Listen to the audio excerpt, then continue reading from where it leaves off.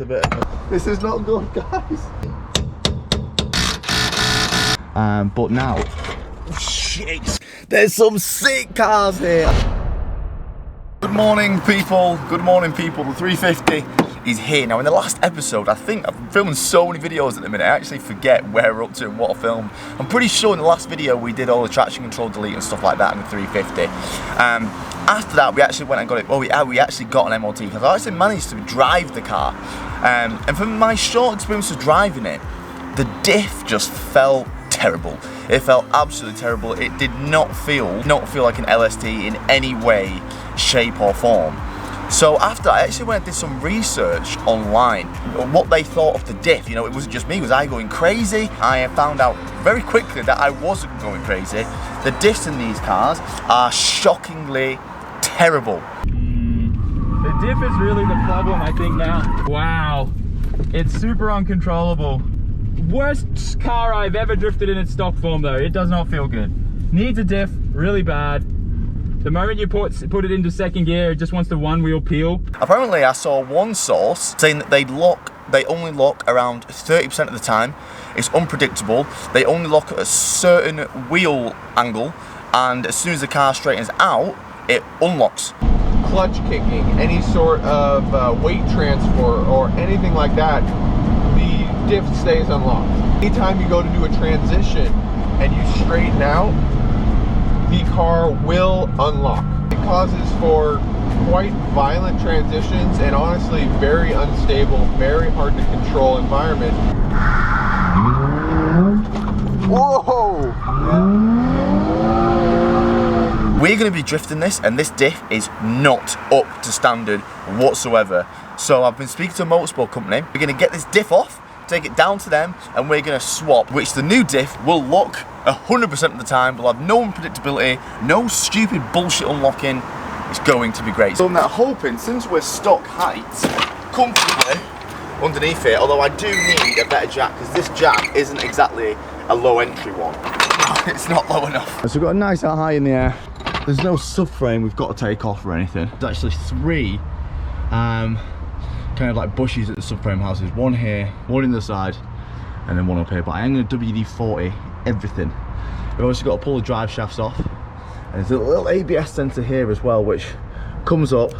Now I've been told to not disconnect the ABS sensor at that bolt here, because it will break. The wiring goes up there somewhere. It's going to follow. I keep getting everything in my mouth and my eyes. Oh, fucking hell. First of all, I'm going to WD-40 the living shit out of everything. I think the exhaust can stay on. I hope, I pray. I think it can. Maybe just, hopefully, we'll see. But this anti-roll bar, I think this anti-roll bar is going to have to come off.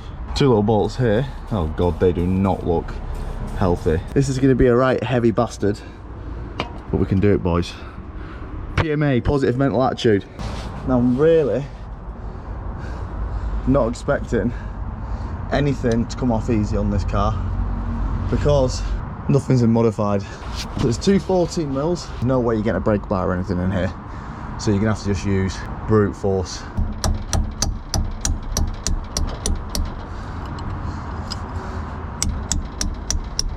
So the bolt is spinning on either side, but if I just crack them all off like this, then I can find a way to stop them from spinning, you know. So when you've got in here and cracked them off, I mean, most people only have like one spanner. I think it's raining. Most people only have like, you know, one size spanner in the set, and that's with me as well. I've only got one 15. If you get the 15 on one side, then you it should be strong enough just to grip it.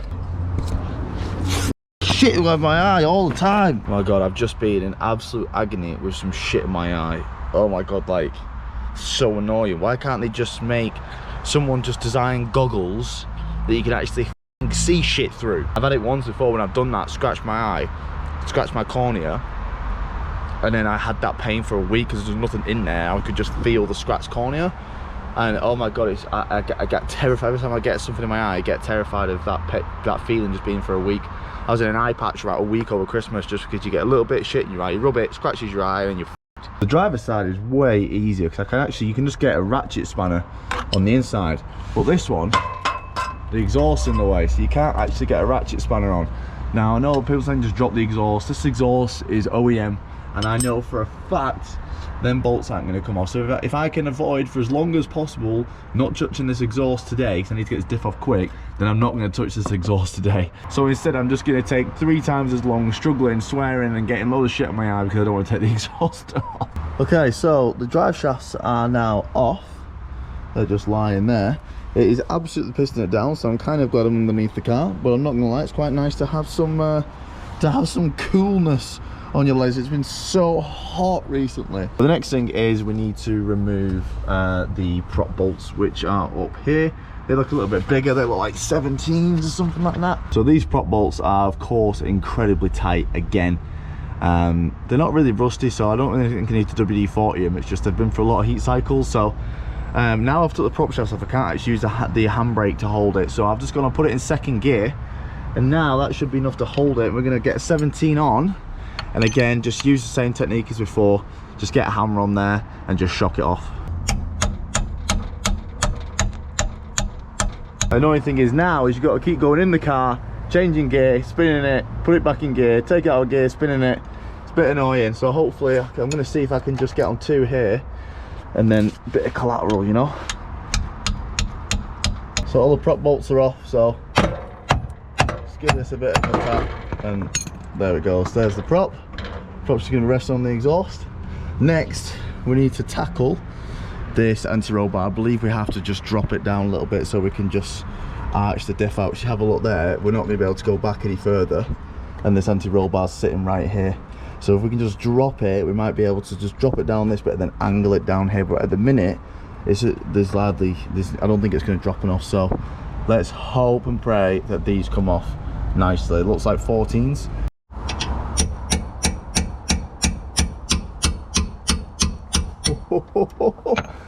These shitting out. I'm gonna have to get a 1/2 inch on that. Fuck, this is not good, guys.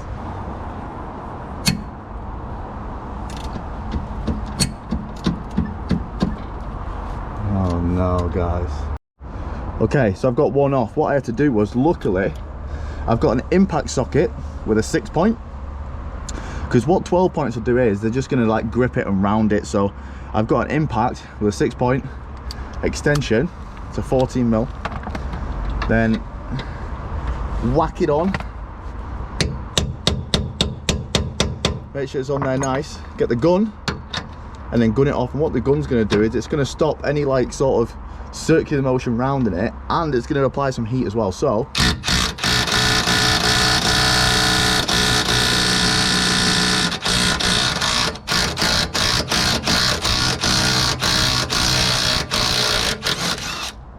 not easy, but it gets it off.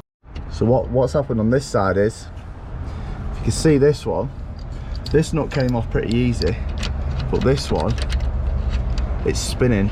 Now the nut's not spinning on the thread, it's just like, obviously there's a captive nut on the other side, and I can feel it. It's not actually a captive nut, it's just a circular thing. So it's one of those that has like an indent in the metal, like a square indent in the metal, and then the head sits in that bit. I think because of the torque we've just done, that is now not coming off. So it's going to be stuck like this. I'm actually going to start removing the diff from there now, because I think we might just be able to, if we just unbolt it, we could probably just move it over to the left, over this way, away from the exhaust, away from this little kink in the anti-roll bar, and we might just be able to angle it down and out this way. So what I'm going to do is I'm going to get the jack in here and support the weight on the jack, and then we're going to take off the subframe bolt there, and then the not the diff mount, sorry, and here. But first of all, I need to see where this wiring comes in, and we need to disconnect it. Over here it is, I can feel it. So we need to disconnect this from here, and we're just going to pull this wiring out with the diff. Okay, so the 3 like diff supports, they're all 17mm.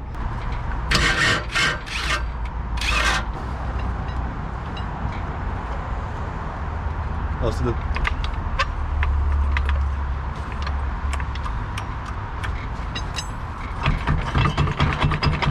okay, so there was a pipe here at the top which stopped it dropping. I guess it's just like a breather. But now shit, it's fucking good job my hand was there. Fucking hell.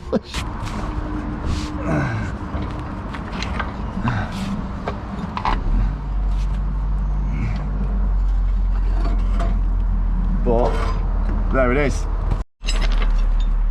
There she goes again. So we're going to take this down to matey boy in Tunbridge Wells. Tunbridge Wells, is that what it's called? And he's already got a diff that's been stripped apart and built up and sealed and everything. And we're going to give him this one.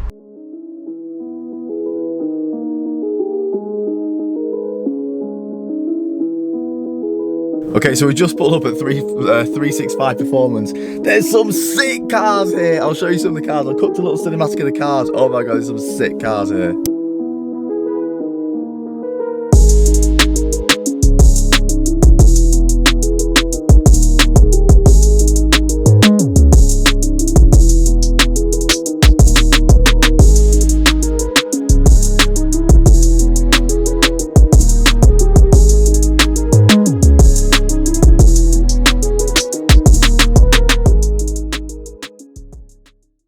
So we've got the diff.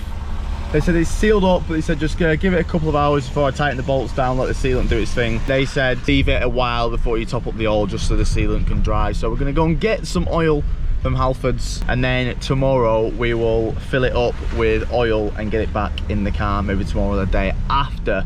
Very excited. They had some awesome cars there. There was a 350z there with an SR20 swap, very interesting. Not the engine I would have personally gone for in a 350, but very cool. Originality points are there, my guy, what a geezer. And yeah, I'm actually glad I went there as well, because they had a 350 up on the ramp that was basically, you know, being turned into like a good, decent, like cheapish drift setup. And they told me about things that I definitely do need. So that is going to be the end of the video, so I need to leave that overnight to let the sealant dry before I put the oil in it. And so in the next video we're putting the oil up and putting it back in the car and going for a drive and seeing how much of a difference it's made. So I love you all, guys. Thanks for watching. I hope you enjoyed both the contents of all the cars. We have got an unbelievable plan for the 190A. I have put that on Patreon. But I love you all, and we'll see you in the next one.